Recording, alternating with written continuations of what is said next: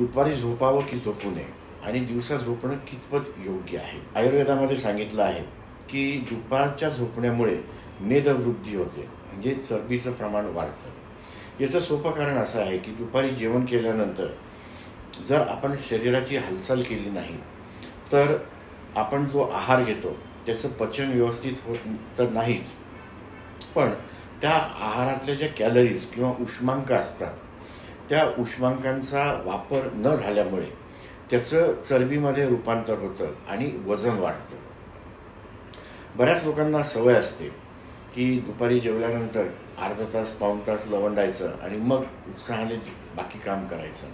पण आयुर्वेदामध्ये दुपारी झोपणं फक्त आजारी व्यक्तींना अलाउड आहे, इतरांना ते वर्ज्य आहे.